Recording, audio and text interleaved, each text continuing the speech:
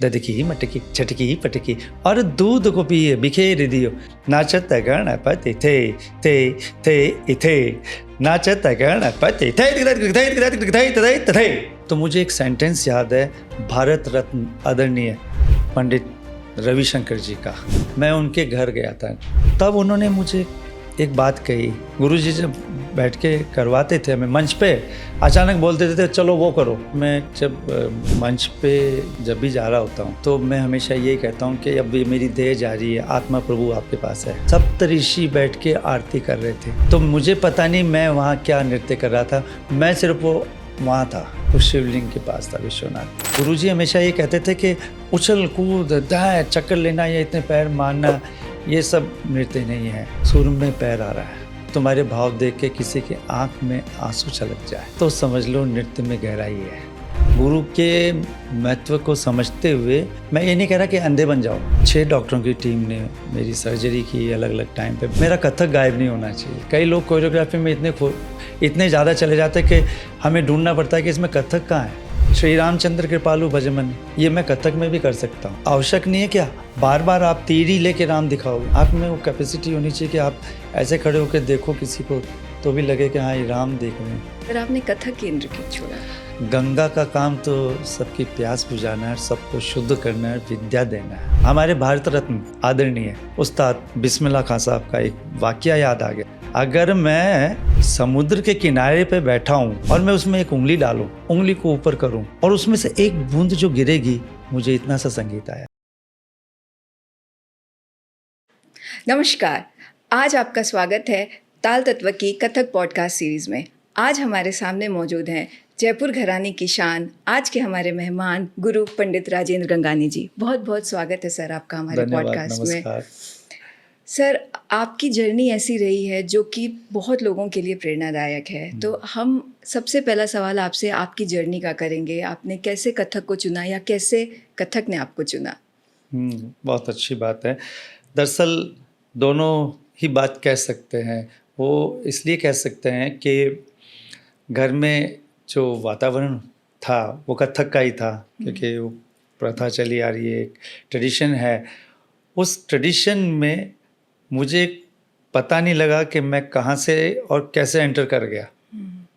हालांकि घर में सभी लोग सीखते परिवार के लोग भी, और शिष्य और शिष्याएं भी बाहर से आती थी। बहुत छोटा सा था तो, लेकिन वो एक क्या होता है कि घर में कोई भी चीज़ होती है तो एक बच्चे को बहुत आकर्षित करती है। बच्चा आँख खोलते ही नोटेशन की तरफ जैसे चलना शुरू कर देता है, उसकी आंखें घूमनी शुरू हो जाती है, वो सर्च करता है ये क्या। जैसे कई बच्चों को कलर्स बड़े अट्रैक्ट करते हैं, रंगों को देखता है बच्चा।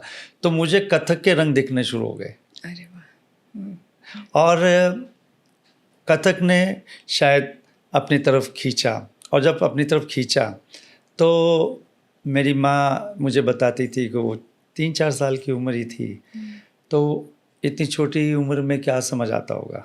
लेकिन ये था कि वो देखती थी कि मैं उन जो कर रहे हैं उनके बीच में पहुंच जाता था, कुछ करने लग जाता था।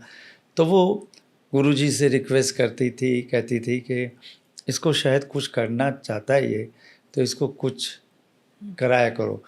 तो सौंदर्यता ये थी कि कई लोगों को ये बात नहीं पता है कि गुरु का तो बहुत बड़ा रोल है किसी भी चीज़ के लिए, स्पेशली कलाओं के बारे में बताऊं, लेकिन माँ का भी बहुत बड़ा रोल है, जिनका नाम या जिनको दिखाई नहीं देती है, क्योंकि वो हमेशा परछाई रिकग्नाइज नहीं होती, पर परछाई तो उसी की होती है। तो माँ का बड़ा रोल होता था। वो कहती थी मुझे कि अरे अभी तुम्हें कुछ सिखाया, तुम किचन में खाना बनाते वक्त जरा करके दिखाओ क्या सिखाया। तो एक जो शिक्षा थी, उस शिक्षा के साथ वो रियाज था, साधना थी। जी सर, तो जैसे आपने बताया कि आप आज भी अपने पिताजी को गुरुजी ही बोलते हैं। तो सर, आपने एक इंटरव्यू में कहा था कि एक समय ऐसा आया जब आपको घर भी संभालना था और घराना भी संभालना था। तो वो वक्त कैसा था और उनकी मृत्यु के बाद कैसे आपने इस दोनों को बैलेंस किया, संभाला? मैं सच बताऊं तो वो बहुत दिक्कत वाली परिस्थिति आ गई थी। कुछ मेरे हाथ में कुछ भी नहीं था एक तरीके से, और ऐसी अवस्था या ऐसी उम्र भी नहीं थी कि मैं परिपक्व हूँ। मात्र 17-18 साल की वो उम्र थी, संभल ही रहा था, और गुरुजी का साया था सर पे। तो एक तरीके से वो समय एकदम से उनका जाना इस अचानक ऐसा हुआ कि जैसे कोई कहे कि मेरी सर से तो आसमान गया और पैर से पृथ्वी गई, ज़मीन गई, तो वो ऐसा आ गया था। लेकिन संभाला ऐसे था कि करना तो पड़ेगा कुछ ना कुछ, ये तो आदमी छोड़ तो सकता नहीं है, और उसको हिम्मत करनी पड़ती है। तो हालांकि मैं ये नहीं सोचता कि मैंने कुछ संभाला या मैंने कुछ किया, ये सोच सकता हूँ कि ये वही संभाल रहे हैं आज भी, और वही कर रहे हैं आज भी। वो साक्षात नहीं है पर अदृश्य रूप से कर रहे हैं, सहायता कर रहे हैं, मदद कर रहे हैं, सिखा रहे हैं और सिखवा रहे हैं। मैं नहीं सिखाता किसी को, वो मुझसे सिखवा रहे हैं। मैं नहीं कुछ बनाता, वो बनवा रहे हैं। और मैं कई बार बोल भी देता हूँ, अरे ये तिहाई पता नहीं कहाँ चल रही थी, हवा में कहीं थी, और अब या ये बंदिश या ये परन या कोई बोल है जो अब कहीं मेरे आसपास या मेरे को दिखाई पड़ रहा है या समझ आ रहा है, चलो इसको करते हैं, इसको बना देते हैं इसको। तो वो हमेशा मैं ऐसे कहता हूँ, ये गुरु की तरफ से आ रहा है, मेरी तरफ से नहीं आ रहा, उनकी तरफ से आ रहा है। मैं एक ब्रिज जैसा हूँ जो बीच में हूँ। सर, आपके गुरुजी द्वारा सिखाई हुई अगर आपका कोई ऐसी चीज़ जो आपकी फेवरेट रही हो, जो आपने ये सोचा कि मैं इसको जनरेशन ये ज़रूर सिखाऊंगा, कुछ ऐसा आपका फेवरेट रहा हो जो कि उनकी याद से जुड़ा हो? गुरुजी ने जो भी सिखाया ना वो मतलब उनमें फेवरेट तो या उसको अलग करना बहुत ही मुश्किल चीज़ है, क्योंकि ये शिक्षा जो है ये बहुत अलौकिक है, और वो जो चीज़ अलौकिक होती है उस चीज़ में आप छांट नहीं सकते और बांट भी नहीं सकते, दे सकते हैं जी जी। कि वो बांटा तो अलग हो गया, छांटा तो आपने उसमें से अपनी चॉइस, आपकी चॉइस तो होती ही नहीं है। ये तो बंदिश की खूबसूरती चॉइस होती है। लेकिन एक परन जो मज़ेदार चीज़ ये है कि ये परन, गणेश परन गुरुजी ने सिखाई जब, तो गुरुजी ने ये बताई थी कि कोई एक साधु थे जो गली के आसपास आया जाया करते थे। तो वो जब भी आते थे तो कुछ बोलते थे वो कुछ।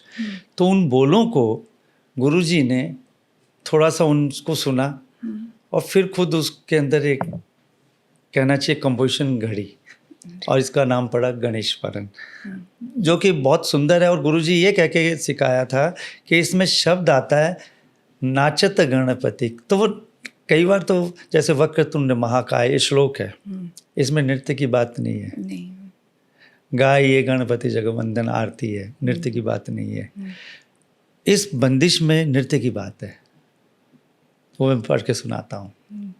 दिन तिट तागे तिन किट किट किट कृधान किट काटत जग हर दिन ता विघ्न हरण तड़ित दा नगन दिग्न कत तता अता थे इथे थूंग थूंग नाना नाना नाना जग निदान तू निदान विद्या ता तव कृपा प्रदान तदा कीर्तक तक धूम कीर्तक गिनत गिनत धा न धा न धलांग नाचत गणपति थे इथे नाचत गणपति थे इथे नाचत गणपति थे।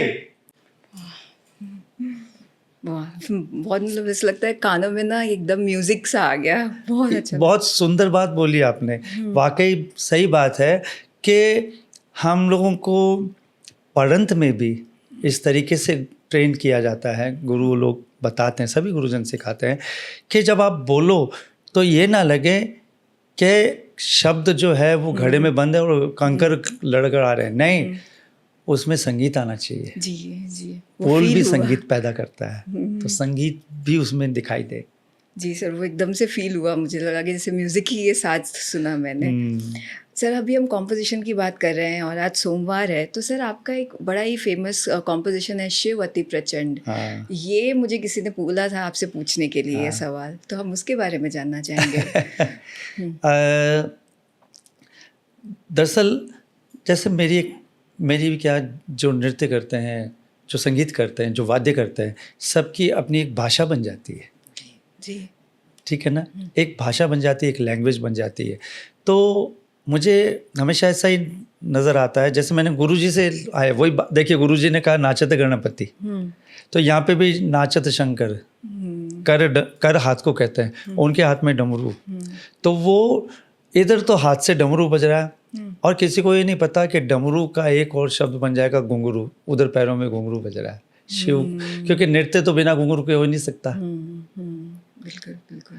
ठीक है, तो अब और शिव जो है, तो वो क्योंकि वो एक वो ऐसा कहते हैं ना, तांडव अंग की बात शिव जी के साथ जुड़ी है, तो डमरू और घुंघरू, ठीक है ना। और इधर श्री कृष्ण जी हैं, कृष्ण और किंकणी, उनके पैरों में लालित्य है, पूरे शरीर को, तो उनमें दोनों समाहित है, लास्य भी है, तांडव भी है, तो 16 कलाओं के राजा हैं श्री कृष्ण।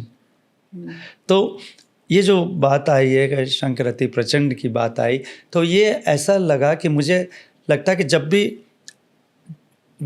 आप सौंदर्य को कैसे देखते हैं, कारी श्रृंगार जो है वो केवल सजना नहीं है। 90 साल की उम्र वाले को देखो तो उसमें भी एक श्रृंगार दिखेगा, वो तो कुदरत की चीज़ है, नूर है। तो वैसे ही जब शिव जब नृत्य कर रहे हैं, तो वो जो तेज है वो तेज प्रचंड है, मतलब उस, क्योंकि जब भी आप नटराज देखेंगे तो उसका ऑरे में आपको ऐसा लगेगा कि जैसे पूरी चारों तरफ ऑरा बना हुआ है, वो अग्नि जैसा तेज है और बीच में नटराज है।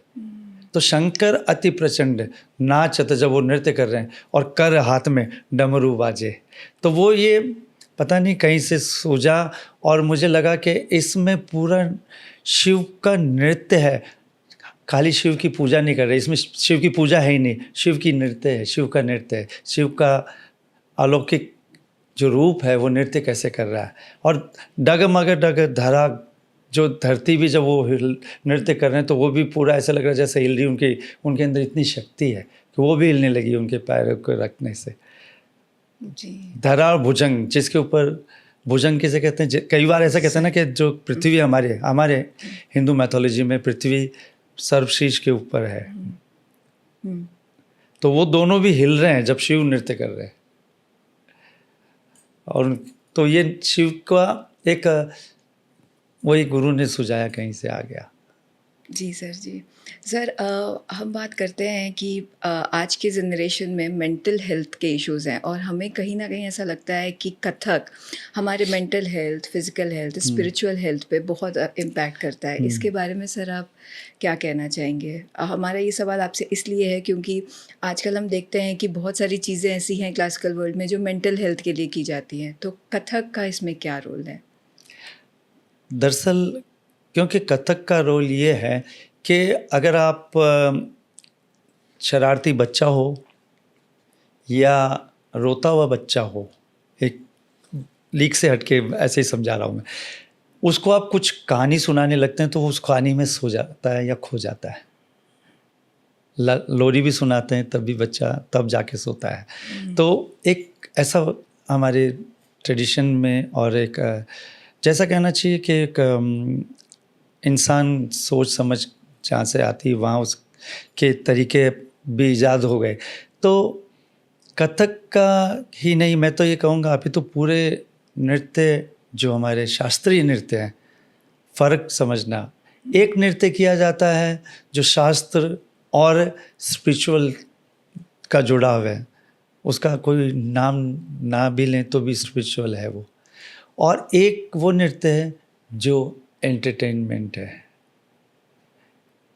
तो दोनों का फ़र्क ये होता है कि एंटरटेनमेंट तो आप कभी भी कहीं भी खड़े होकर कर सकते हैं, आप किसी भी रूप में कर सकते हैं, लेकिन आप जब जुड़ते हैं तो आप समझ लीजिए आपके दिमाग का ट्रैफिक डाइवर्ट हो गया, नहीं तो ट्रैफिक जाम हो जाता है। तो आजकल की जो स्थितियाँ खासकर और युवाओं में मैं देख रहा हूँ, जो नए बच्चे युवा आ रहे हैं, वो बहुत जटिल समस्याओं से जूझ रहे हैं। उनको दिमागी तौर पे बहुत प्रेशर है। कहीं भी कोई अनहोनी कोई घटना घटती है तो तुरंत उनके हाथ में है वो न्यूज़, और वो देखना भी है। उन्हें पता भी है कि इससे विचलित होंगे, पर देखना है। संभलेंगे कहाँ? तो उनको संभालना है। और मुझे लगता है कि यही कुछ चीज़ें हैं जो संभाल सकती है, उनको स्थिरता देती है, क्योंकि स्थिर होना बहुत आवश्यक है। अस्थिरता तो बहुत है, भूकंप हर तरफ आ रहा है, लेकिन सही ज़मीन जहाँ खड़े होकर आप बैलेंस में खड़े हो जाएं, वो बहुत कम है। वही हमारे शास्त्रीय संगीत और नृत्य में है, बहुत बड़ी भूमिका है। जी सर। सर, आपने स्थिरता की बात की, तो आपके एक शागिर्द का प्रश्न है कि आप बहुत डिफ़िकल्ट सिचुएशन में भी बहुत रिलैक्स्ड और काम रहते हैं। तो सर, वो आपने ये डेवलप किया है या आप शुरू से ऐसे थे? ये कैसे आप कर पाते हैं कि बहुत डिफ़िकल्ट सिचुएशन में भी खुद को काम रखना और रिलैक्स रखना? बिकॉज़ ये मुझे तो बड़ी प्रॉब्लम होती है, मैं नहीं रख सकती, तो मैं जानना चाहती हूँ, ये मेरा भी सवाल है। मुझे ये इसलिए हुआ कि जब शुरू में बहुत सारी परिस्थितियों का जब मैं सामना कर रहा था, तो मुझे भी बहुत सारी सिचुएशंस थी जो बहुत मुश्किल बातों से उलझना पड़ता था। तो मुझे एक सेंटेंस याद है, भारत रत्न आदरणीय पंडित रविशंकर जी का। मैं उनके घर गया था, यहाँ लोधी रोड पे, जब वो राज्यसभा में थे, नृत्य करने गया था। बहुत पुरानी बात है। तो ऐसे वो ख़त्म हो गया नृत्य, मैंने जब हाज़िरी लगाई थी। सो बैठे थे कुर्सी पे, और मैं, मेरा भाई फतेह सिंह और एक और थे पंडित विजय शर्मा जी, सितार बजाने के लिए। हम तीन लोग गए थे। तो उन्होंने चाय पिलाने के लिए कहा, चाय पियो, आ जाओ बैठो। तो हम ऐसे ही बैठ गए उनके साथ। तब उन्होंने मुझे एक बात कही कि काम कर रहे हो और इस तरफ जाना है, पर ध्यान रखना बहुत मुश्किल लाइन है, बहुत मुश्किल है। तो धैर्य रखना, संभल के चलना। ये जो धैर्य रखना, संभल के चलना, इतने बड़े इंसान से, इतने बड़े गुरु से, इतने बड़े हमारे स्तंभ हैं वो हमारे, उनसे ये सेंटेंस कान में गया तो समझ लो एक मंत्र गया। तो उसका मैं पालन करता हूँ।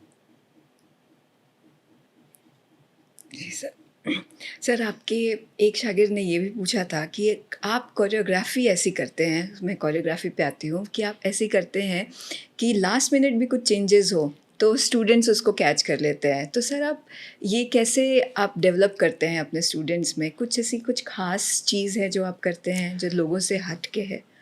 तो ये बात इसलिए मैं रखता हूँ कायम कि हम लोग कलाकार हैं, आर्टिस्ट हैं। स्टेज पे जब खड़े होते हैं तो सामने बहुत सारे ऑडियंस के रूप में जो दर्शक हैं, कभी कभी समझ में आ रहा होता है ना आपको कि ये करते हैं आज, क्योंकि ये शायद इन मंदिर के प्रांगण के दर्शक हैं तो ऐसा कर लेते हैं, एक ऑडिटोरियम में आए तो ऐसा कर लेते हैं। कभी कभी क्या होता है, फेस्टिवल भी ध्यान में रखते हैं। तो होली है, आपने नहीं सोचा होता, आपने रिहर्सल भी नहीं की है, लेकिन आपको एकदम याद आया, अरे अरे होली आने वाली है 2 दिन बाद, तो आपने डिसीजन बदला और आपने कहा चलो होली करते हैं। तो ये तैयार होना शुरू करना पड़ेगा इसके लिए। तो क्योंकि हमारे गुरुजी की तालीम में, शिक्षा में था, गुरुजी जब बैठ के करवाते थे हमें मंच पे, अचानक बोल देते थे चलो वो करो। तो वो कुछ शायद कुदरती बात है कि वो शिक्षा में आया, तो जो चीज़ आई है वही मुझे देनी है। सर, जैसे कि आपने अभी भी अपने पिताजी को सर आप गुरुजी बोलते हैं, तो एक सवाल था कि आप सर बहुत जल्दी दोस्ती कर लेते हैं, घुल मिल जाते हैं, आपके सोशल स्किल्स आपके हैं। तो सर, आपके गुरुजी आपके साथ उनका रिलेशन आपके साथ कैसा था? आप मतलब गुरुजी स्ट्रिक्ट थे या आप और उनका जो बिहेवियर मतलब रिलेशनशिप था पापा और बच्चे की तरह ही था? कैसा रहा? हमें जानना है उस बारे में। वो ऐसा था कि जब वो काम के तरफ रहते थे, यानी शिक्षा के दौरान, कार्यक्रमों के दौरान, तो पूरे गुरु थे, लेकिन वो पिता भी थे, लेकिन दर्शाते नहीं थे, उसको अंदर रखते थे, ध्यान भी रखते थे, लेकिन हाँ स्ट्रिक्ट तो इतने थे जब मुझे समझ नहीं थी, तब भी मैं सोचता था कि अरे ये मैं इनमें कहीं अपने पिता भी ढूंढ रहा हूँ कि नहीं, गुरु ही हैं, हर चीज़ पे वही नज़र आ रहा है, तो घर में भी गुरु हैं और काम पे जा रहे हैं तो वहाँ पे भी गुरु हैं, प्रोग्राम में ले जा रहे हैं तो वहाँ पे भी गुरु हैं, तो हर जगह मतलब पिता कहाँ है, तो वो शो नहीं करते थे, लेकिन हाँ अंदर रखते थे उस चीज़ को दबा के, बताते नहीं थे। और जहाँ तक घुल मिल जाने का सवाल है, वो बहुत स्ट्रिक्ट थे, मैं बिल्कुल उनका अपोजिट हूँ। हाँ मैं काम के प्रति वही मेरा बर्ताव रहता है कि अभी काम है, काम करो, उसके बाद जैसा वो सोशल हो जाते थे, सबको साथ बिठा के खाना खाना और सबके साथ पूरी बात करना, हर एक का दुख दर्द बांटना, ये पक्का करते थे।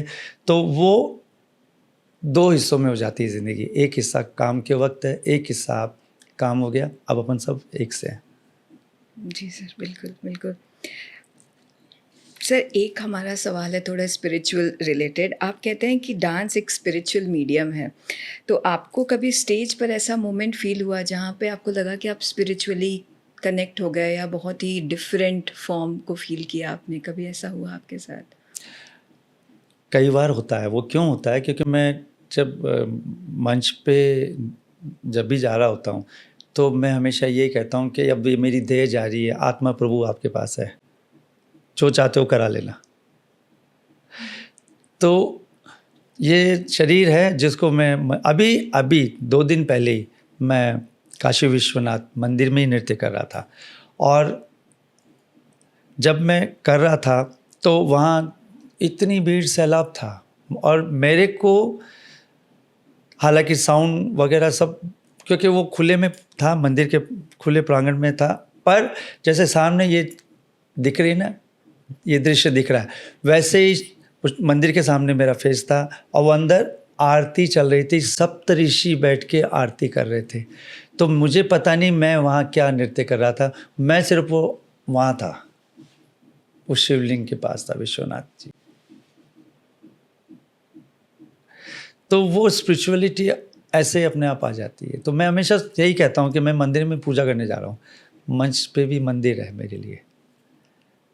सर बात मंच की हुई तो आपसे हम आपकी एक दो आपकी कोरियोग्राफी के बारे में पूछना चाहेंगे। सर नृत्य रूपा क्या था?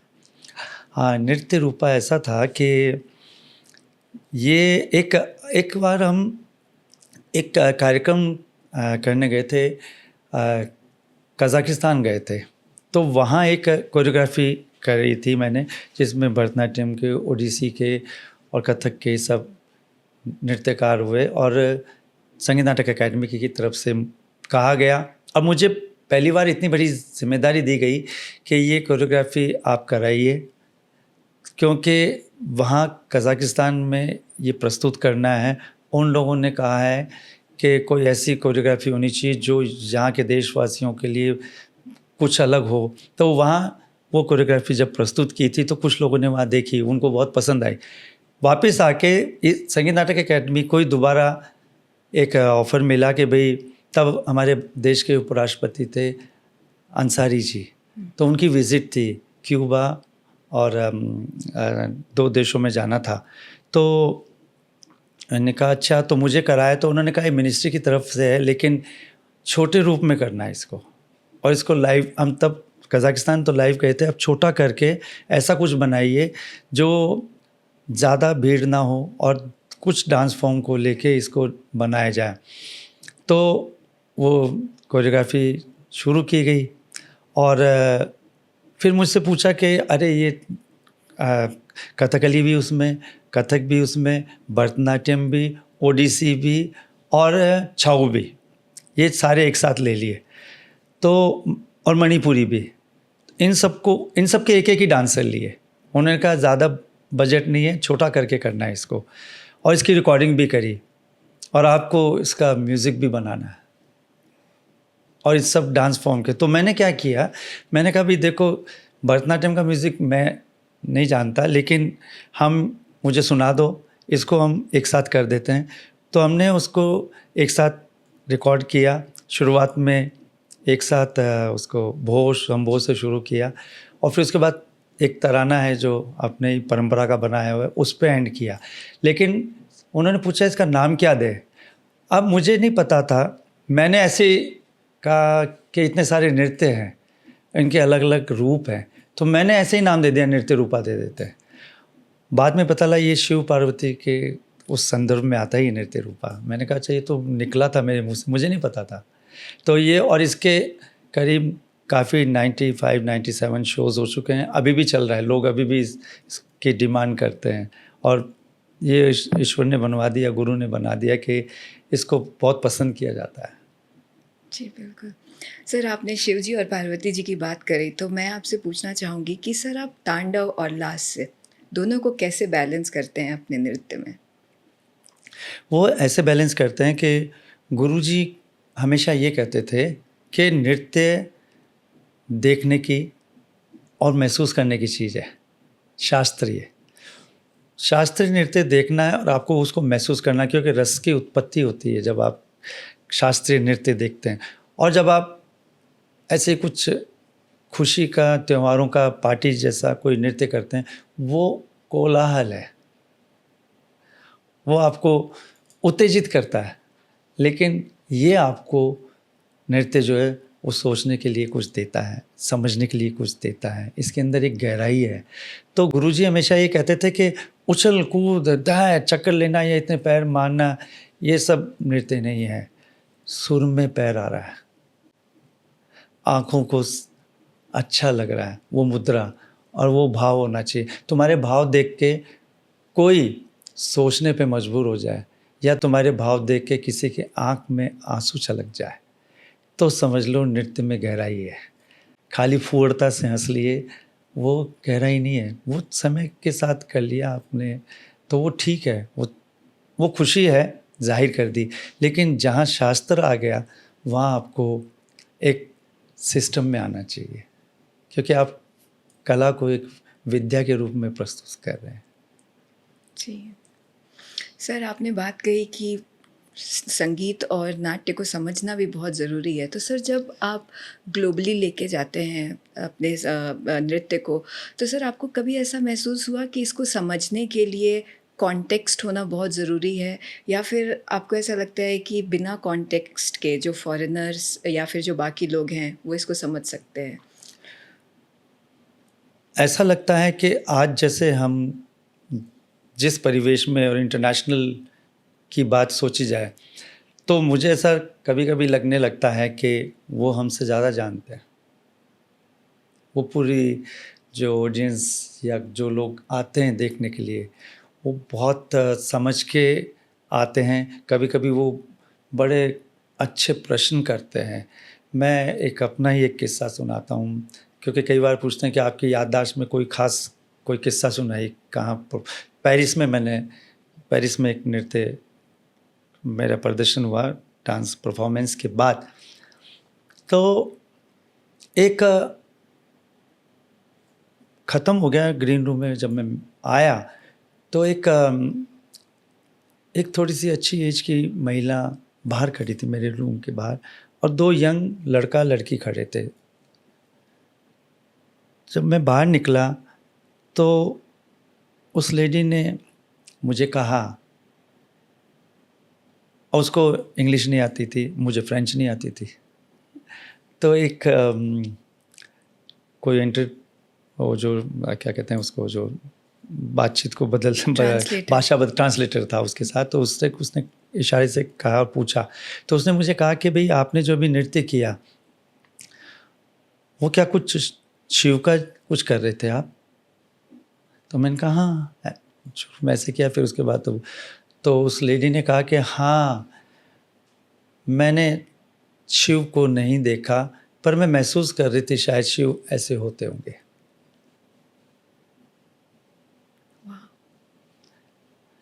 फिर दो जो यंग थे वो उनकी तरफ गया तो वो तो बोल पा रहे थे नहीं, तो उन्होंने कहा कि when you are performing you are your movement and you are showing something like you are looking up, so you are connecting yourself with other space. I said I'm in another space.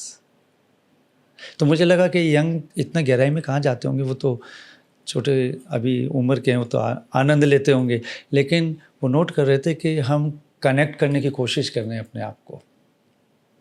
तो उसकी तो वो तो एक चीज़ ही हमेशा है कि music और डांस, इनको सभी लोग कहते हैं बियॉन्ड बाउंड्रीज़ है, तो वहाँ भाषा भी ख़त्म हो जाती है और बाउंड्री भी ख़त्म हो जाती है, क्योंकि हम दिखाना चाहते हैं या करना चाहते हैं, वो एक कलाकार आ रहा है बाहर और जो देखने वाला है वो कलाकार को बना रहा है।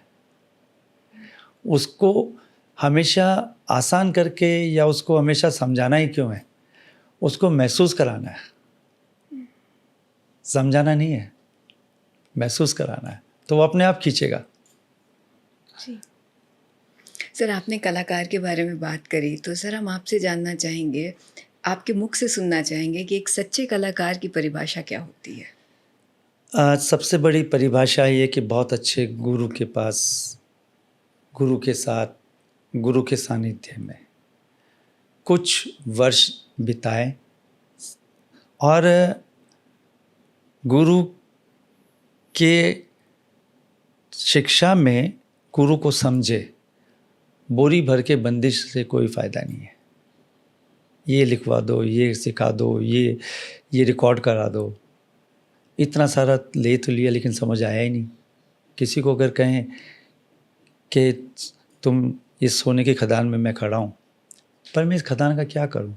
अगर मुझे इस खदान में से थोड़ा सोना भी मुझे मिले और मैं उसे बनाना नहीं जानता, या मैं उसे क्या गढ़ सकता हूँ, तो कोई फ़ायदा नहीं है, ना वो सोना काम का, ना वो खदान काम की। तो वैसे ही जब आप अच्छे कलाकार बनना चाहते हो तो एक अच्छे इंसान बनो, अच्छे गुरु की देखरेख में रहो, गुरु के महत्व को समझते हुए। मैं ये नहीं कह रहा कि अंधे बन जाओ,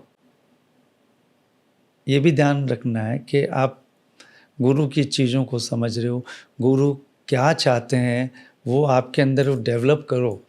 गुरु हर चीज़ मार के पीट के नहीं सिखा सकते, और गुरु सिखाते भी नहीं, सीखना पड़ता है।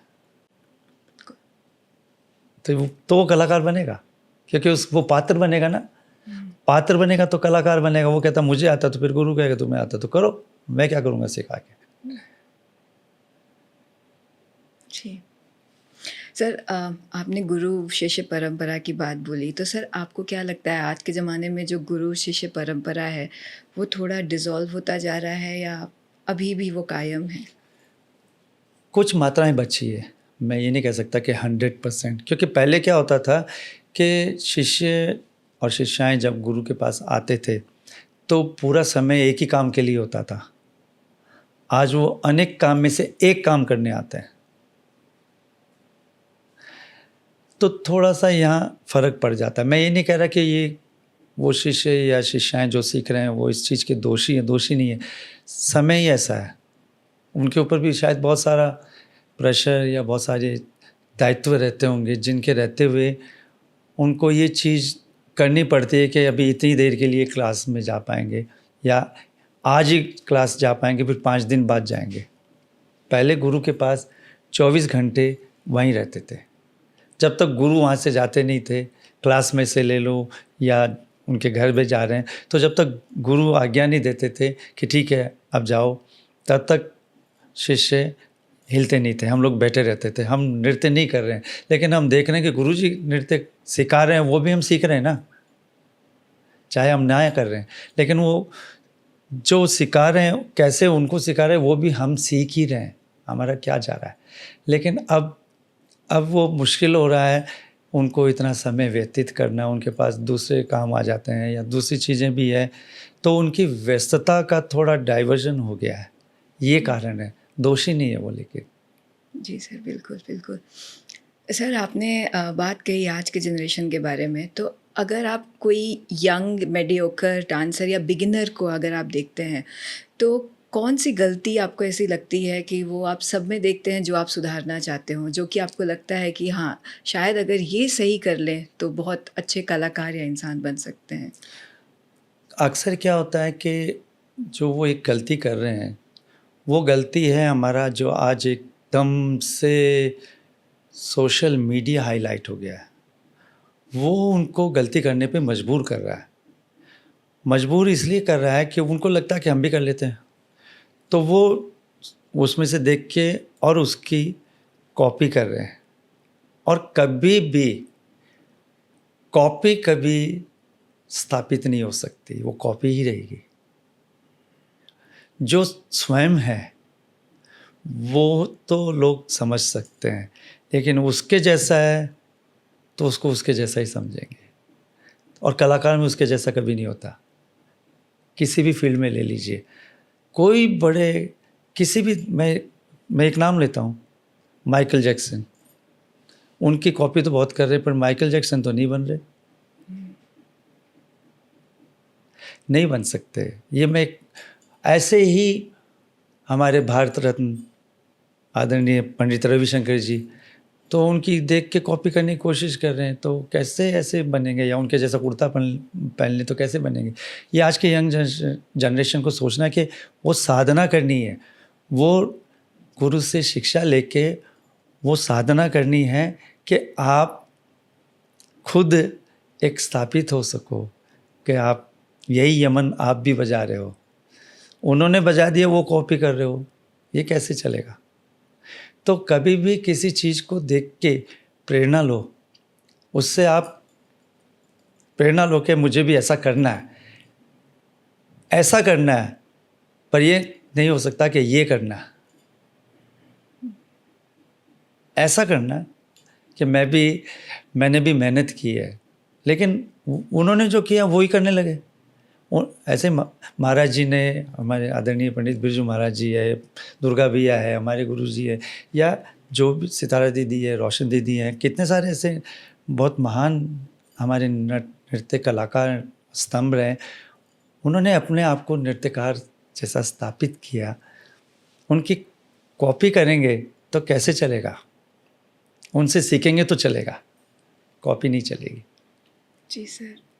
सर आपने बड़ी अच्छी बात बताई कि आजकल सोशल मीडिया और ये सब आ गया है। तो सर आज एक हमारा ऑडियंस के लिए आपसे सवाल है कि सही गुरु कैसे चुनें? क्या क्वालिटीज़ हो या फिर कैसे हम सही गुरु के पास जाएँ? क्योंकि आजकल तो यूट्यूब ही गुरु बना बैठा फिरते हैं। तो कैसे हम क्या चीज़ देखें, कैसे गुरु को चुनें? देखिए, पहले तो आपको खुद को जांचना पड़ेगा कि आप कैसा नृत्य करना चाहते हो। ठीक है? आपको लगता है कि आप गति पसंद करते हो, आप ठहराव पसंद करते हो, आप आजकल का आधुनिक पसंद करते हो। ये भी तो एक चल पड़ा है कि उसका नाम दे दिया क्रिएटिव, कंटेम्प्रेरी, ये 2 नाम दे दिया। इसके नाम से कुछ भी करो, फांसी भी लटक जाओ। क्योंकि क्या हुआ कि कंटेम्प्रेरी है, ये क्या हुआ कि क्रिएटिव है, खंबे से उल्टे लटके हुए नृत्य कर रहे हैं। अरे क्या कर रहे हो भैया? तो तब उनको गुरु नहीं चाहिए, उनको तो वही चाहिए जो सोशल मीडिया पे कुछ भी देख के आप उसकी कॉपी कर लेंगे। लेकिन किसी को लगता है कि नहीं, मुझे एक कलाकार बनना है और मुझे 70, 80, 90 जितनी ईश्वर ने शक्ति और उम्र दी है, तब तक मुझे ये करना है, तो उसे गुरु के सानिध्य में जाना चाहिए। गुरु कैसे चुने, ये एक मुश्किल बात है। इसलिए मुश्किल बात है कि गुरु चुन लिया तो गुरु को भी समझ में आना चाहिए कि शिष्य मेरा है या नहीं है।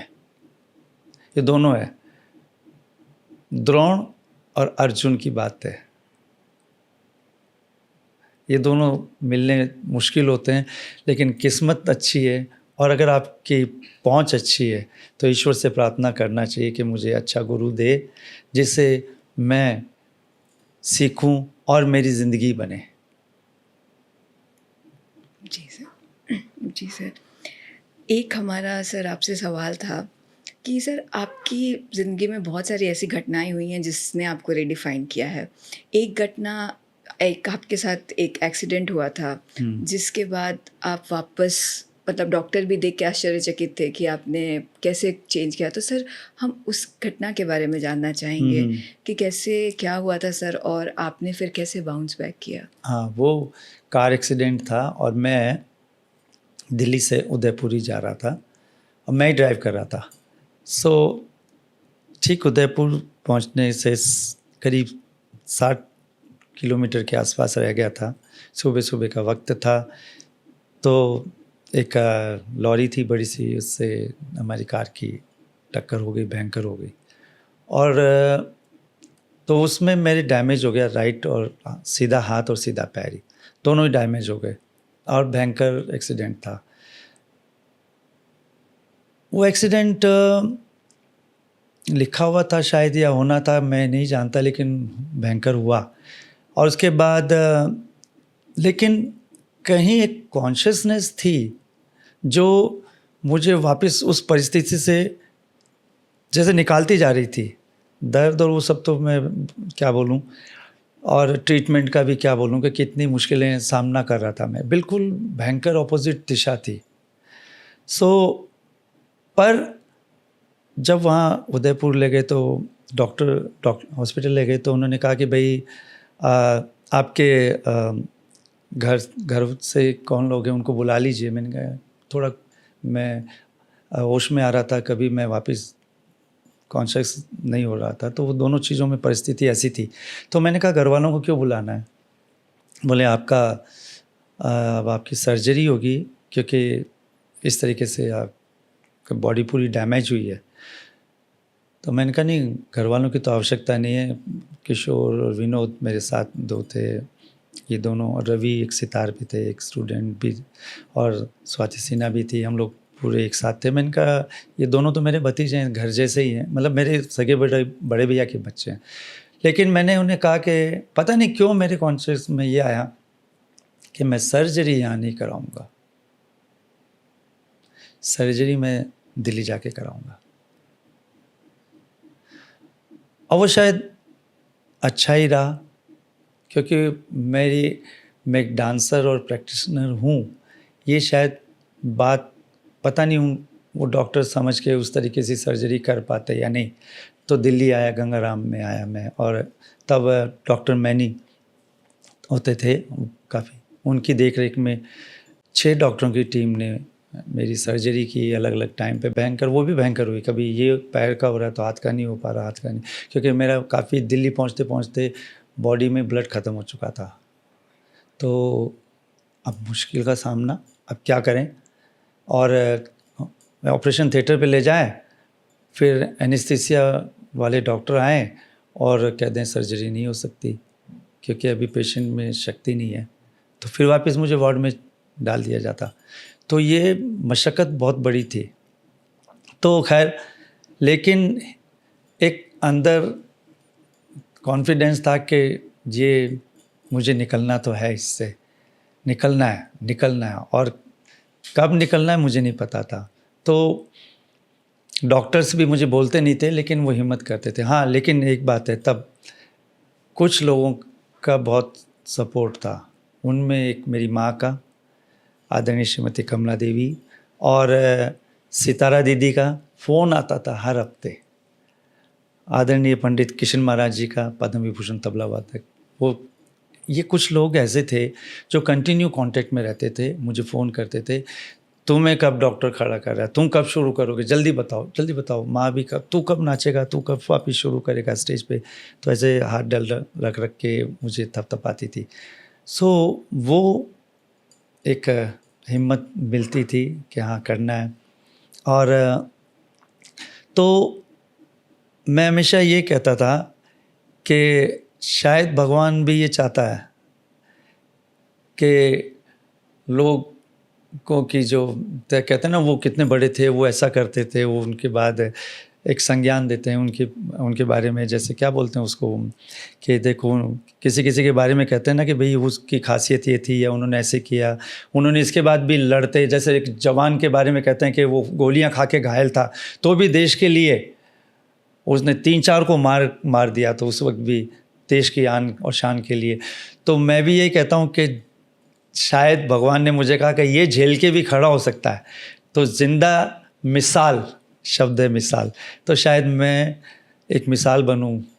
जो लोग छोटी मोटी चीज़ों पे भी अरे नहीं अब नहीं होगा, आज नहीं कर पाएंगे, दर्द हो रहा है, आज थोड़ा सा ऐसा हो रहा है, तो उसकी भी एक मिसाल होनी चाहिए ना कि यार ऐसे के बाद भी कर सकते हो। लोग देते भी हैं, कई 3-4 ऐसे केसेस हुए हैं जिन्होंने मुझे फ़ोन किया, तो मैंने कहा इतनी बार क्यों फ़ोन आ रहा है, क्या हुआ? गुरुजी फ्रैक्चर हो गया। अरे कैसे हुआ? मैं गिर गई। तो गुरुजी आपसे बात करनी है पहले, ऐसे है। तो मैं उसे बताता हूँ चिंता मत करो, या मत करो, वहाँ जाओ, तुम वहाँ जाके ट्रीटमेंट लो, ठीक हो जाओगे। तो ऐसे 3-4 लोगों के फ़ोन आए। एक और है जो मतलब वो उन्होंने शायद वो अपने थीसिस लिख रही थी इसी चीज़ को लेके कि बॉडी का क्या है, एक डांसर की बॉडी को। तो उन्होंने मेरा बहुत बड़ा इंटरव्यू लिया इस चीज़ को आके स्पेशल, कि ये कैसे संभव हो सकता है, क्योंकि डॉक्टर खुद बोले थे कि ये संभव कैसे हो सकता है, क्योंकि हम कॉन्फिडेंट नहीं थे कि डांस कर पाएंगे। चल फिर तो सकते होंगे, डांस पर करेंगे ये डाउट था उनको। पर मुझे ऐसा लगा कि शायद ईश्वर तो चाहता है ना, ईश्वर पे मुझे पूरा विश्वास था और है। आज भी मैं कहता हूँ कि अगर अपन पंखा, एयर कंडीशन ये सब बना सकते हैं और इनकी ठंडी गर्म हवा जो भी चाहिए ले लेते हैं, लेकिन पेड़ को हिला के हवा नहीं ले सकते, वो तो ईश्वर हिलाएगा। ये जो वास्तविक जो नेचर है वो तो ईश्वर का ही है, उसी के हाथ में, जिससे हम जीते हैं, सांस लेते हैं और पीते हैं जल, सब कुछ तो ईश्वर ने दिया, उसकी कृपा है। तो मेरा भी जो कुछ है वो ईश्वर की कृपा है, मेरा कुछ नहीं। ईश्वर ने कहा चल तो एक बार और जा, एक बार और खड़ा हो, फिर दुनिया को अपना जलवा और अपना नृत्य और अपनी भक्ति और अपने गुरु की शिक्षा को और आगे फैलाओ। मुझे दोबारा जीवन मिला।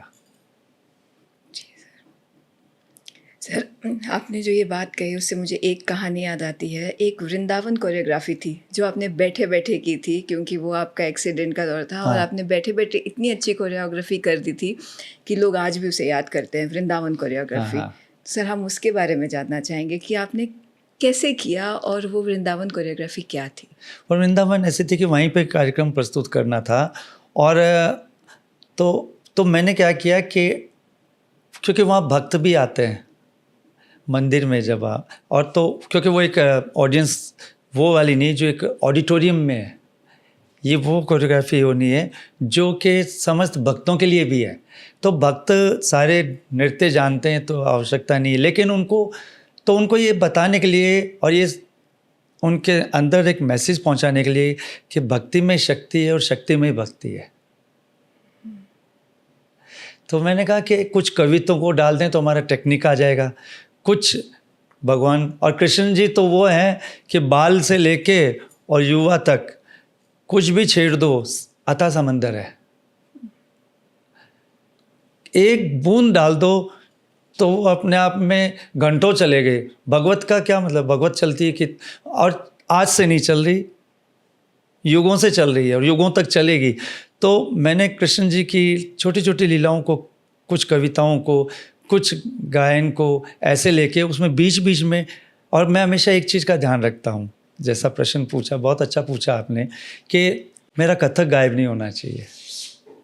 कई लोग कोरियोग्राफी में इतने ज़्यादा चले जाते हैं कि हमें ढूंढना पड़ता है कि इसमें कथक कहाँ है। सब्जेक्ट ठीक है, कुछ भी सब्जेक्ट लेते हैं, तो मैं हमेशा ये बोलता हूँ कि सब्जेक्ट में हमारी ताल, लय और नृत्य जो टेक्निक है वो उसमें रहना चाहिए। क्योंकि गुरुजी ठुमरी में भी थोड़े टुकड़े करा देते थे, ठुमरी में भी, जो कि एक क्लास से प्रधान है, छाड़ो लंगर मोरी बैया गहोना, मैं तो नार पर आए घर की, मेरे भरोसे गोपाल रहोना, मीराबाई का पद हो रहा है, इसमें भी थोड़े टुकड़े हो रहे हैं। मोए छेड़ोनंद के सुनो चैल, ये ठुमरी, इसमें भी कथक हो रहा है। तो क्योंकि ये परंपरा है, ये नई चीज़ नहीं है, परंपरा है।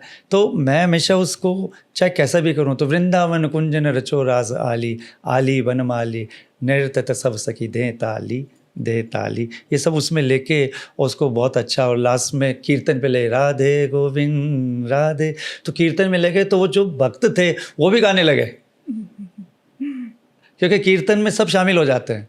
आरती तो वो क्या श्लोक से शुरू होता है, और श्लोक से शुरू होके कविताओं के, कृष्ण सखा मिल गए ग्वाली नगर हिरत फिरत जब देख लियो, तब ग्वाल के कान दे चढ़ माखन वो तार लियो और खाए लियो, ददकी मटकी झटकी पटकी और दूध को पिए बिखेर दियो, पकड़ लियो राधा ने जब तब ग्वाल बाल सब भाग गए, दधि खाए गए, देख नारायण ताल बजाए के नाचन लागे, किट थे तथे तथे तकिट थे तथे तथे तकिट तथे तत्। कृष्ण जी ने माखन खा लिया और मुंह पहुंच रहे हैं। तो ऐसे ऐसे भाव और ऐसे ऐसी रसों की उत्पत्ति जब होगी तो दर्शक अपने आप उसमें खो जाएंगे। ऐसे बनी थी वो कोरियोग्राफी। जी जी सर, आपने जो बात कही कि आप कथक को हमेशा साथ लेके चलते हैं, तो जब आप राजस्थानी टेक्स्ट पे जब आप नृत्य करते हैं, जैसे आपका वो फेमस है पधारो प्यारा पावना, तो उसमें आप कैसे ये इंश्योर करते हैं कि क्लासिकल को बिना छोड़े, क्योंकि जब राजस्थानी प्रीटेक्स्ट में करते हैं तो उसमें हो सकता है कि फोक आ जाए, लेकिन आप कैसे मैनेज करते हैं उसको? ये बहुत अच्छी बात है, इसका उदाहरण देता हूँ मैं। मैं छोटा सा था, करीब 9-10 साल का, तब उस वक्त हमारे पिता और गुरु जी ने एक कोरियोग्राफी करी थी जयपुर में, और एक होते थे आदरणीय कौशल भार्गव जी ने, उन्होंने एक बैले जैसा बनाया था। तब उस वक्त ना ये स्क्रीन वाला तो होता नहीं था, लेकिन स्लाइड सिस्टम था, स्लाइड दिखाई जाती थी, मुझे अभी भी याद है। तो एक कोरियोग्राफी गुरुजी से कराई और उन्होंने बुला के बिठाया मेरे साथ। अच्छा, मैं किस्मत से हमेशा 2.5-3 साल की उम्र से गुरुजी के साथ जहाँ जाते थे मैं उनका पल्ला पकड़ मैं भी चलूँगा।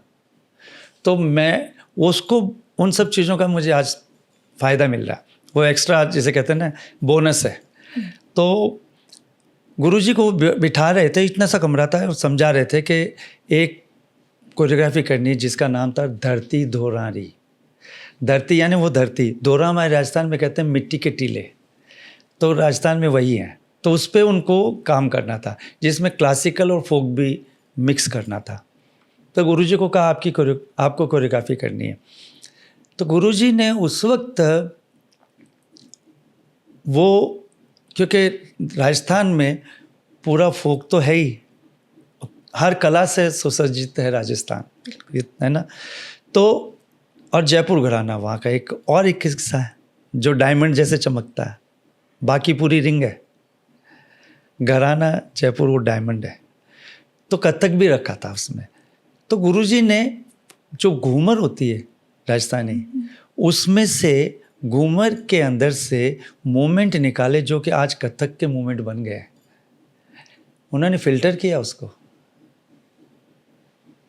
फोक को फिल्टर किया। देखिए कहीं से तो चीज़ शुरू होती है ना, कहीं से तो शुरू होगी, आप कहीं से उठाएंगे, फिर उसको सुधारेंगे, फिर उसको सजाएंगे।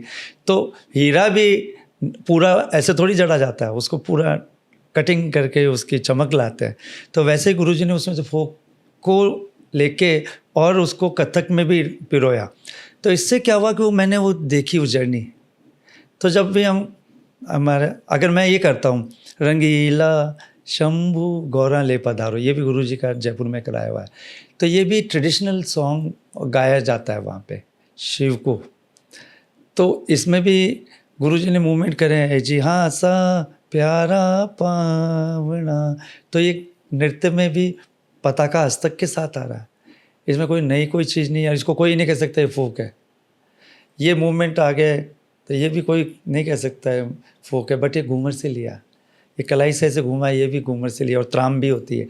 तो गुरुजी ने बहुत ही सुंदरता से उसको फिल्टर किया कि लगे ना ये और लेकिन ताल उसमें जैसे पधारो मारे धा अधीन, यहाँ से लहरा बांध के इसमें ठाट उठानो मात, और ये पढ़ने करा दी। हम वही कर रहे हैं, हम अलग कुछ नहीं कर रहे। तो फोक है ही नहीं, फोक है बट नहीं है, क्योंकि आप बंदिश जो लेते हैं उसको आप श्री रामचंद्र कृपालु भजमन, ये मैं कथक में भी कर सकता हूँ, ये कोई लावणी में भी कर सकता है, ये कोई घूमर में भी कर सकता है। कर सकता है, लेकिन ये है कि आपकी भाषा नज़र आनी चाहिए। लिटरेचर तो ले लिया, और ये जनमानस भजन है, गाने वाले भी इसे गाएंगे, और प्रख्यात गायक, सब गायकों ने इसे गाया भी है। इसको एक भजन रूप में गाया, तुलसीदास जी का ये भजन है। तो सूरदास जी का मैया मोरी मैनी माखन खायो, कोई भी कर सकता है। बस ये देखने में ऐसा ना लगे कि ये कर ये रहा है और भाषा कोई और है। नहीं, ये जो कर रहा है इसी की भाषा में कर रहा है, दो भाषी नहीं है। जी बिल्कुल सर, जैसे आपने बात कर सॉरी सर, जैसे आपने बात कही कि कथक एक भाषा है, अगर उस भाषा से आप अगर हमारे ऑडियंस को कुछ संदेश देना चाहें तो वो क्या संदेश होगा? उस भाषा से मेरा संदेश ये होगा कि अंग शुद्धि करके, ठीक है, वो आपकी आंगिकम भाषा है।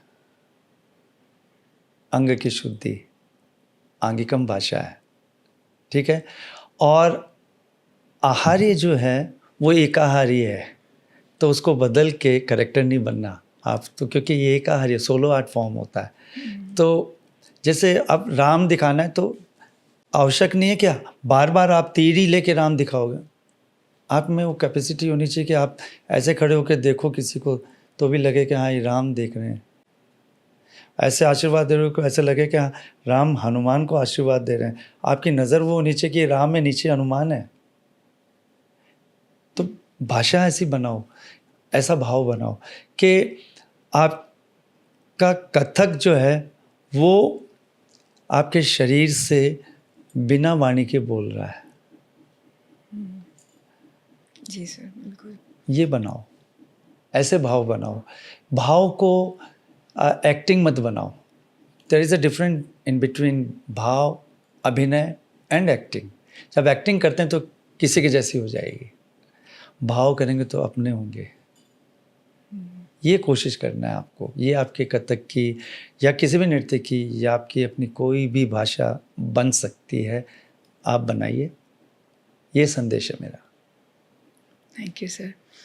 सर, आपने जो आपका नृत्य का स्टाइल है सर, इसमें आपने बहुत सारे इनोवेशंस किए हैं, और तो सर ये जो आपने इनोवेशंस किए, तो ट्रेडिशन को प्रिजर्व रखते हुए इनोवेशन करना कैसे पॉसिबल है? मुश्किल बहुत है, क्योंकि आप किसी भी चीज़ को बदलेंगे तो आप बदलेंगे तो फिर लोग सोचेंगे ये तो उनका काम नहीं किसी और का, क्योंकि आपकी स्टैम्प ही नहीं दिखाई दे रही।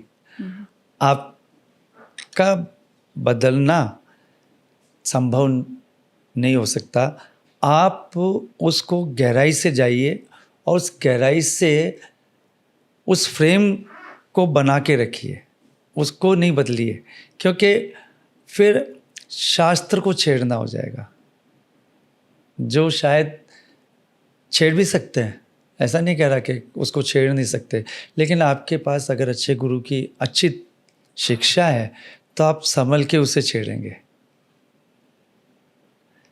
आग जो है तपिश है, ठीक है।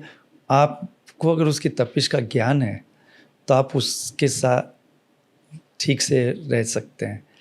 उससे खेलने की कोशिश की तो आप पे आ सकती है, नुकसान कर सकती है। तो वैसे ही शिक्षा और गुरु का ज्ञान आपके पास है तो आप उसको बहुत अच्छे से संभाल के चलेंगे। और मैं कह रहा हूँ नया कोई सब्जेक्ट ले लो, कोई फ़र्क नहीं पड़ेगा, आप अच्छे से करेंगे। जी सर। सर, कथक का व्यक्तिगत जीवन में या कथक के रस का व्यक्तिगत जीवन में कुछ प्रभाव पड़ता है कि या किसी की इंडिविजुअलिटी चेंज हो सकती है अगर वो कथक का साधक बन जाए तो? बिल्कुल बहुत फ़र्क पड़ता है, क्योंकि ये एक बहुत इस तरीके का है जो हम इसकी भाषा को या इसके अंग को जो है कि मतलब ये मैं नहीं कह रहा कि बाकी में नहीं ऐसा होता, लेकिन ये व्यवहारिक है।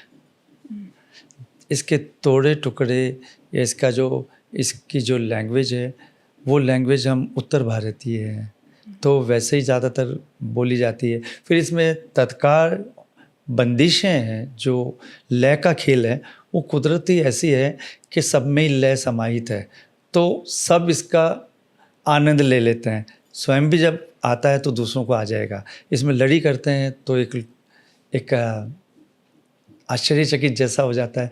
उपज करते हैं तो हम खुद आप उस उपज में सही मायने में अगर वो उपज कर रहे हैं तो बनी हुई उपज नहीं होती है, उपज होती है, उसी वक्त होती है। वो बनी हुई आपने उठा ली तो वो उपज नहीं कह सकते उसको। तो ऐसा लगता है कि एक चैलेंज कर रहे हैं, तो वो जो चैलेंज करने जैसा एक आनंद आ रहा होता है। लय के साथ आप बात कर रहे हैं, क्योंकि लय दिखाई नहीं देती ना, और आप उसे देखने की कोशिश कर रहे हैं। जब आप उस लय को देखने की कोशिश कर रहे हैं और उसमें आप पॉइंट कर रहे हैं उस लय को देख के, तो ये अद्भुत रस आपके लिए भी है और दर्शकों के लिए भी है। अरे थम पे आते थे, क्या बात है, ऐसे मुंह से अपने आप वाह आ निकल जाती है, ताली नहीं बजती, आ निकलती है। जी सर, जी सर। सर, एक हमारा सवाल जो कि आपके एक शागिर्द का है कि अगर आप कथक, फर्स्ट आपका कथक है, कथक के अलावा आपको सबसे ज़्यादा क्या पसंद है? मुझे ड्राइव करना पसंद है। अच्छा, हाँ, okay. वाहन चलाना पसंद है। और कई लोगों को ऐसा लगता है कि मैं बहुत तेज़ चलाता हूँ, लेकिन ये ऐसा नहीं है, संभल के चलाता हूँ। एक फ़र्क है तेज़ चलाना और एक संभल के चलाना। आपको ज्ञान होना चाहिए ना, गति के साथ रहना कोई गलत नहीं है मेरे ख्याल से, लेकिन हाँ गलत वो है कि आपको ज्ञान ना हो गति का, क्योंकि गति सही तरीके से चल रही तो गति रहती है, वरना वो दुर्गति हो जाती है। अरे वाह। ज्ञान के साथ चलो, सही चलो, तो आपको भी जो आप चाहते हो आनंद है। लेकिन अगर लापरवाही से चलोगे तो निजी जीवन में भी नुकसान है वो। तो यही एक बात समझाना चाहता हूँ कि मुझे, क्योंकि शुरू से ही ऐसा लगता था कि बाइक चलाता था मैं पहले, और अभी भी कभी बाइक आती तो चला लेता हूँ, गाड़ी चला लेता हूँ। तो ये दोनों चीज़ों का एक शौक़ था बचपन से। तो उसके अलावा मुझे बाकी तो अपना ईश्वर का ध्यान ही है मेरे लिए। सर, आपका पेन नेम रसराज है, आपको लिखना बहुत पसंद है, तो सर हम उसके बारे में जानना चाहेंगे। आपके नेफ्यू ने भी शायद उसका टैटू करा रखा है। अरे बाप रे। तो सर मुझे इस बारे में जानना है कि रसराज क्या है? दरअसल क्या हुआ कि बहुत सारे लोगों को बहुत सारी चीज़ें पता ही नहीं है कि ये कहाँ से आई है, किस परंपरा से आई है, और वो दिखाते और करते ऐसे हैं जैसे ये उन्होंने किया है। और मैं गलत नहीं कह रहा, ठीक है, जिसको मिल गई तो ऐसे ही है, विद्या है तो सबके लिए है ना। तो लेकिन मुझे ऐसा लगा कि रसराज मैंने नाम इसलिए रख दिया कि जो भगवान श्री कृष्ण है वो रसराज है। तो मैं हमेशा गुरु को और कृष्ण को यूं करता हूं कि ये उन्होंने लिखा है, इसलिए मैं खुद कान पकड़ता हूं उस नाम से, रसराज ऐसे करके। तो ये मैं ये नहीं कहता ये मेरा है, मेरा तो कभी अपना मैंने कभी माना ही नहीं। तो मैंने तो यही माना कि ये सब ईश्वर का है और गुरु का है। बस इतना है कि मैं सबका हूँ, पता नहीं उनमें से कितने मेरे हैं, इतना ज़रूर है। जी सर। सर, अब हम आपकी लाइफ के एक बहुत अहम हिस्से की बात करते हैं, कथक केंद्र की। सर, आपने कथक केंद्र क्यों छोड़ा? हाँ, दरअसल सच बात बताऊं तो कथक केंद्र वो शब्द है जो जब जैसे कहते हैं ना आदमी समझना शुरू करता, वहाँ से मेरे साथ शुरू हुआ वो। क्योंकि मैं ये भी किस्मत वाला रहा कि मैंने एक जैसे कहते हैं ना इंस्टीट्यूशनल ट्रेनिंग भी ली, पारंपरिक भी ली। बहुत कम ऐसे लोग होते हैं जिनको दोनों शिक्षा एट ए टाइम मिली हो, पारंपरिक जो घर में होती है, इंस्टीट्यूशन जो नियम के साथ होती है। क्योंकि आप इंस्टीट्यूशन में जाओगे तो नियम में जाओगे, उसका टाइमिंग है, उसको फॉलो करोगे। घर में आप हो तो वो गुरु के ऊपर है, लेकिन इंस्टीट्यूशन तो नियम है।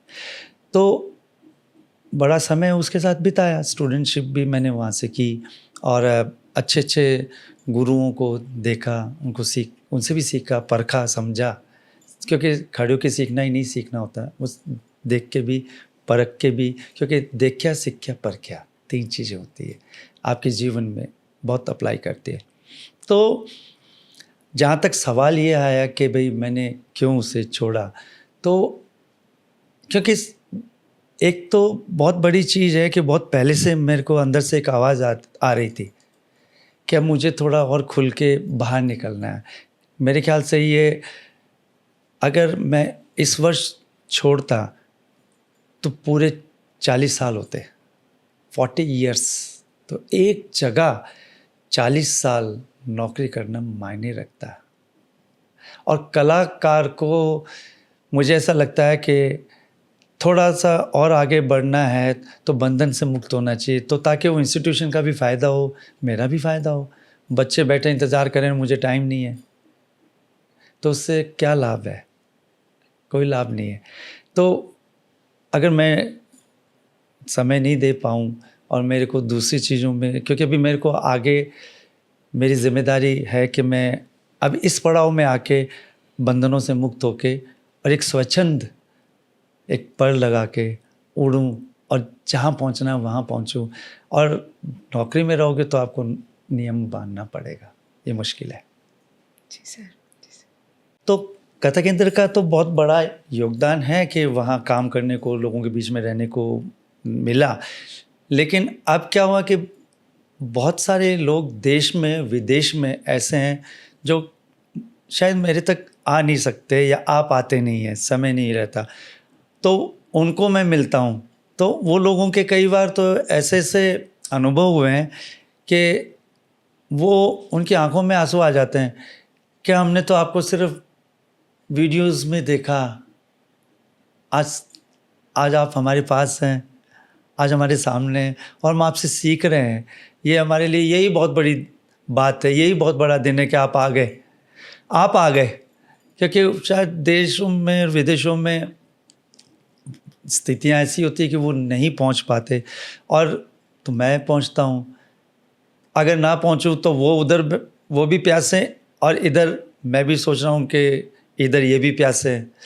तो गंगा का काम तो सबकी प्यास बुझाना है, सबको शुद्ध करना है, विद्या देना है।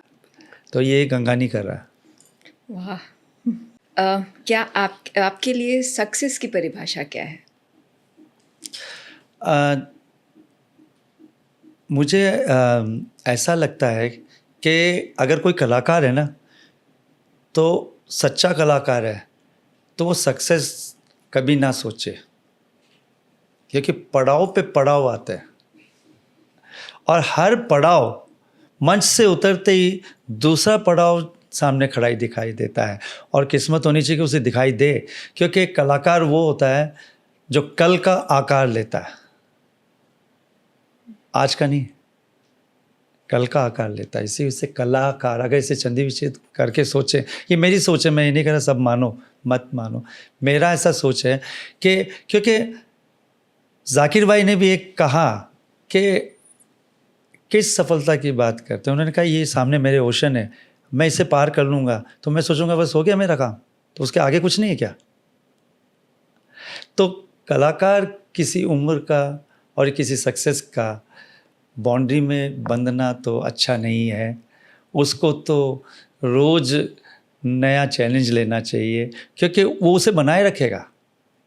नहीं तो वो कहेगा अब यहाँ तो पहुँच गए।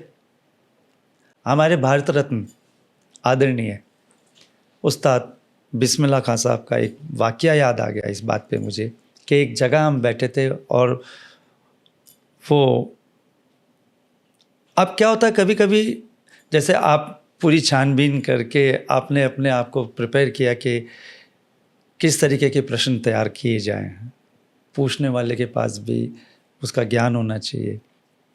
उस महफिल में एक पत्रकार, ऐसे ही नॉर्मल बात हो रही थी, उन्होंने, मैं उनको कुछ कह नहीं सकता थे, उन्होंने एक बड़ा अजीब सा प्रश्न कर लिया।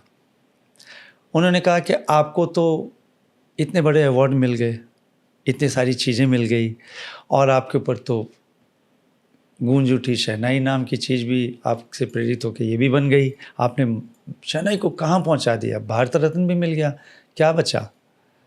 तो इसका मतलब ये हुआ खां साहब कि आपको बहुत संगीत आ गया। और उन्होंने कितना अच्छा जवाब दिया। उन्होंने, वो जैसे बोलते थे, बरखुरदार, अगर मैं समुद्र के किनारे पे बैठा हूँ और मैं उसमें एक उंगली डालूं, उंगली को ऊपर करूं, और उसमें से एक बूंद जो गिरेगी, मुझे इतना सा संगीत आया। वो समुद्र है, किसकी बात कर रहे हो? तो ये संगीत, ये सक्सेस, ये सब वो चीज़ें हैं जिनको कहीं माप नहीं सकते और जिनको लेके आप जी भी नहीं सकते, क्योंकि आपको फिर हमेशा वही रहना पड़ेगा कि आप तो सफल हैं। नहीं, आप सफलता को देखते हैं, आप सफलता चाहते हैं, आप रोज उसके लिए साधना करते हैं, उसके लिए आप एक सुबह की हर किरण में नई खुशबू लेके पैदा होते हैं। तो वो खुशबू बिखेरनी है, हर फूल रोज़ नया खुशबू बिखेरता है। तो कलाकार को मुझे ऐसे लगता है कि रोज़ ये देखना चाहिए कि ये, क्योंकि हाँ, फिल्म लाइन और सब दूसरी लाइन है जो हम उसको ऐसे सोच सकते हैं कि उसमें बहुत सक्सेस है और सक्सेस होते भी हैं, लेकिन जो साधना की लाइन है ना, उसमें सक्सेस शब्द नहीं है, उसमें साधना शब्द है। रोज साधो, रोज साधो, साधो साधो, साधु बने। जी सर। सर, आपके कुछ कुछ जवाब ऐसे हैं, मैं खो जा रही हूँ। सर, मेरा आपसे एक लास्ट सवाल, जो कि मेरा सवाल है कि सर, अगर आपकी लाइफ को एक एक्ट माने तो आपका जो बेस्ट पार्ट है, क्या वो हो चुका है या वो आना बाकी है? ये, क्योंकि इसको एनालाइज करना मेरे लिए इसलिए मुश्किल है कि मुझे ऐसा लगता है कि मैं एक सफ़र हूँ जो मुकाम तय करने पे तुला हुआ है, जो चले जा रहा है। और बस मेरी तो ईश्वर से यही प्रार्थना रहेगी कि जैसे हर कलाकार के मन में एक रहता है कि जब तक उसकी सांस चले तब तक वो किसी को और सबको जहाँ जो उसे मिले उनको कुछ किसी न किसी रूप में दे के जाए, लेके ना जाए, क्योंकि देते रहना ही नियम है, प्रकृति है। प्रकृति कभी प्रकृति ने किसी से कुछ नहीं लिया। हमने सूरज को वापस कुछ नहीं दिया, हमने नदियों को वापस कुछ नहीं दिया, हमने पेड़ों को अपनी तरफ से कुछ नहीं दिया। वो तो फल ही दे रहे हैं, वो तो प्यास ही बुझा रहे हैं, वो तो आपकी सूरज आपको रोशनी दे रहा है। तो ये सब जैसे ये दे रहे हैं, तो हमारा भी नियम है, हमारे गुरुओं ने हमें दिया, हमें भी देते रहना है। आप ये नहीं सोच सकते कि अब आपने बहुत दे दिया, आप क्यों देना है, तो कहाँ ले जाएंगे, क्या करेंगे? कभी कभी मुझे ऐसा लगता है कि बहुत सारी चीज़ें सुनी कि वो ऐसा कर देते थे, उन्होंने ऐसा किया, उन्होंने ये सब दिखाया ऐसे, तो मुझे अंदर एक तकलीफ़ होती, इतना ऐसी बातें थी तो ये हमें मिली क्यों नहीं? हमें मिली होती तो आज हम भी आगे देते, हम भी आगे, या उनको वो चीज़ें सिखाते, हमारी नई जनरेशन को सिखाते, क्योंकि जनरेशन जो है उसको हम जितना अच्छा देंगे वो अच्छा सीखेगी, और अच्छा सीखना शायद सबका हक है, सबका हक है। जिसको जीवन दिया है उसको किस्मत दी है, बस ये है कि वो चिन्ना मत, उसको लेने के लिए कहीं जाना पड़ेगा तो वो पहुँचे। मैं ये नहीं कह रहा कि मैं अकेला चिन्ना मत लिए बैठा हूँ, दुनिया में और भी हैं।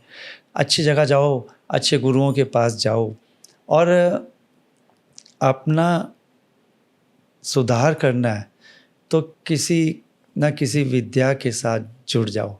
नृत्य की या विद्या, ये नहीं कह रहा कि सभी नृत्य करो या सभी कथक करो, अरे आप कुछ भी करो, लेकिन मैं हमेशा ही बोलता हूँ जब स्कूल कॉलेजेस में जाता हूँ कि आप या तो मैदान में रहो या मंच पे रहो, स्वस्थ रहोगे। और स्वस्थ रहना बहुत आवश्यक है, मानसिक स्वस्थ बहुत आवश्यक है, शारीरिक स्वस्थ बहुत आवश्यक है। ये अगर चीज़ें आपके पास है तो आपका जीवन बहुत सुंदर है, आपके ऊपर ईश्वर की अति कृपा है, यही कह सकता हूँ मैं। जी सर, जी सर। सर अब हम अपने शो के आखिरी पड़ाव में आए हैं। यहाँ पे कुछ वन लाइनर सवाल हैं या फिर रैपिड फायर सवाल हैं, अच्छा। वो मैं आपसे जानना चाहूँगी। तो हमारा पहला प्रश्न है कि सर सृजन क्या है? रोज होता है वो सृजन है, जो नेचुरली किया जा सकता है वो सृजन है। ओके। सर आप अगर परिभाषित करना चाहें तो आपके हिसाब से उपज क्या है? जो मंच पे या जैसे आप खड़े हो जाएं और आप उपज की सोच आपके अंदर आई तो उपज उसी वक्त होनी चाहिए, उससे पहले नहीं। ओके। सर कथक में आपने बताया कि बहुत तरह के टुकड़े हैं, तोड़े हैं, आमद है, परन है। सर आपका सबसे फेवरेट पार्ट कौन सा है? देखो 3 चीज़ें होती है, तो ये जो तोड़े टुकड़े पढ़ना आमद हैं, तो इनमें मुझे सबसे जो फेवरेट है वो पढ़ने हैं, बहुत मज़ा आता है।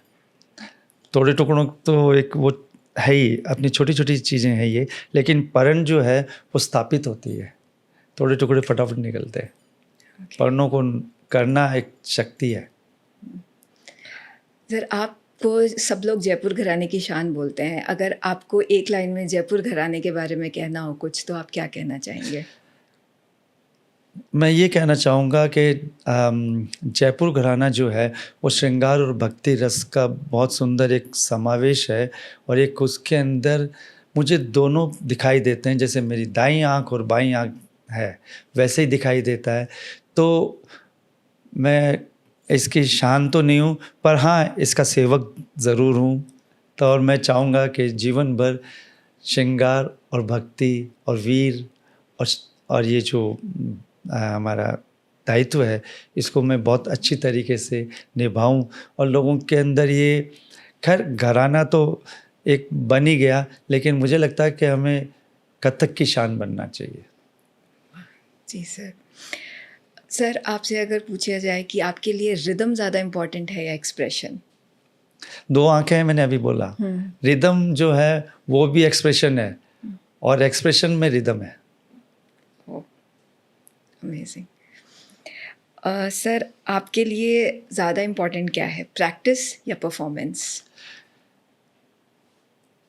प्रैक्टिस तो वो चीज़ है जो परफॉर्मेंस से पहले होती है। इन दोनों को हटा के मेरे लिए इम्पोर्टेंट है साधना। जो आप करते रहो तो आपको प्रैक्टिस नहीं करनी पड़ेगी, क्योंकि प्रैक्टिस तो एक शब्द अलग हो जाता है कि बैडमिंटन की भी प्रैक्टिस होती है, फुटबॉल की भी प्रैक्टिस होती है, और क्रिकेट की भी प्रैक्टिस होती है, पर नृत्य की साधना होती है। तो वो तो, और दोनों इम्पोर्टेंट है, क्योंकि जब परफॉर्मेंस है वो एक मंच है, तो वो जब मिलते हैं तो आप दिखा पाते हो कि आप कला के लिए आप कितने लोगों को प्रेरित कर रहे हैं, कितने लोगों को आप वो समय जो आपका कला का चल रहा है, जो दर्शक उस वक्त बैठे हैं वो अपनी सारी चिंतन से मुक्त हो जाते हैं, वो उस वक्त आनंद की प्राप्ति में घुस जाते हैं। जी सर, जी सर। और हमारे शो का आखिरी सवाल सर, हमारे ऑडियंस के लिए आपका हम कोई कॉम्पोजिशन सुनना चाहेंगे? मैं ये कह सकता हूँ कि इसका नाम ताल तत्व है। बहुत सुंदर नाम इसको सोचा गया जब भी इसको शो को शुरू किया, और ज़िंदगी में हर एक के साथ कण और तत्व जुड़े होते हैं।